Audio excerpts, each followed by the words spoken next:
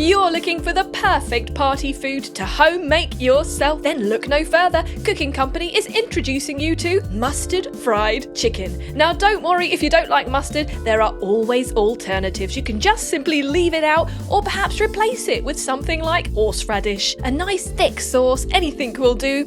You can choose your flavours, perhaps you want to go more spicy, perhaps you want to go a little bit sweet. Whatever you decide, these are sure to please any party guest. Start with 500 grams of chicken goujon pieces, 100 grams of mustard goes onto that, plus 50 grams of garlic powder, 2 teaspoons of salt, and 2 teaspoons of black pepper. We're going to add 1 tablespoon of cayenne pepper for some spice and 1 teaspoon of parsley flakes. We're using dried herb, but you can use fresh herb, even better. Maybe some fresh garlic too. Once that's all nicely coated, we're just going to put it aside to soak in the flavour. Get 150 grams of flour and add 2 tablespoons of garlic powder and the same in cayenne pepper to that. If you don't like it spicy, you can just leave out the cayenne pepper. Next, we're going to coat our spiced chicken in the flour mixture. And they are ready to fry in hot oil. Super simple. You can use vegetable oil, sunflower oil. If you want to go healthier, you can use olive oil, or even healthier than that, I would suggest coconut oil. It will give it a lovely extra flavour. They don't take long at all to cook. Just make sure you turn them part way. Get them nice and brown on either side, but we don't want them to burn. And once they're ready, you can just take them out, let the oil drip off. You can also put them on some kitchen towel to soak up some of the excess oil, and ready to serve with a dip. How easy was that? Ready to try one? Delicious.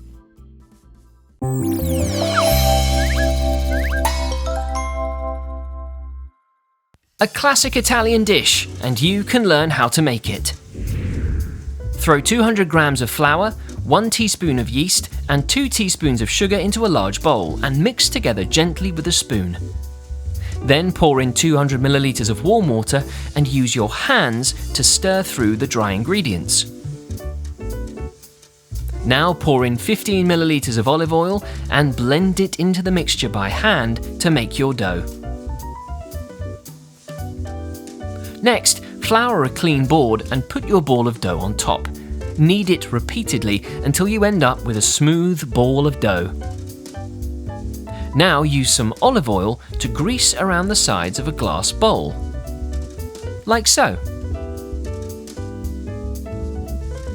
Pop your dough ball inside and cover the bowl completely with cling film. Then leave it to sit for an hour. Meanwhile, pour 150 milliliters of tomato paste, half a teaspoon of black pepper, half a teaspoon of salt, 10 milliliters of olive oil, and some fresh basil into a new bowl. This will be the sauce for your pizza base. Pour olive oil onto a chopping board. Spread it out and place your dough on top. Stretch and roll it out into a large sausage shape, like this one. Then slice it in half down the middle. Roll 1/2 of the dough into a new, smaller, smooth ball. Then you can carefully place it onto a clean pizza tray and press the dough down evenly to cover the whole surface.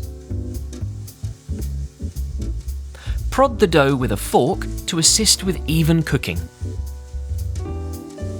Spread your tomato pizza sauce thickly over the surface of the pizza, making sure not to go too close to the edge. Then sprinkle some Italian mozzarella cheese over the tomato sauce. The amount depends on how cheesy you like your pizza.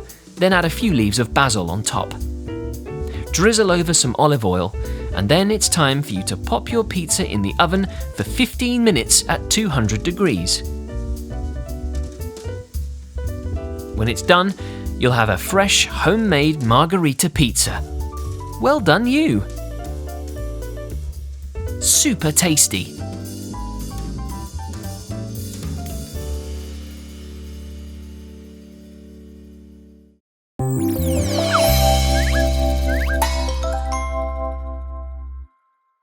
What's the best answer if you have to choose between red velvet and a brownie? Well, we'd say both, because you can now bake a red velvet brownie all by yourself with simple ingredients. Cooking Company will take you one step at a time into making this easy to make and delicious red velvet brownie. First, we get a mixing bowl and we add 200 grams of softened or room temperature butter. Give that a whisk. And now we're going to add some sugar to the butter, which is also the same amount, 200 grams.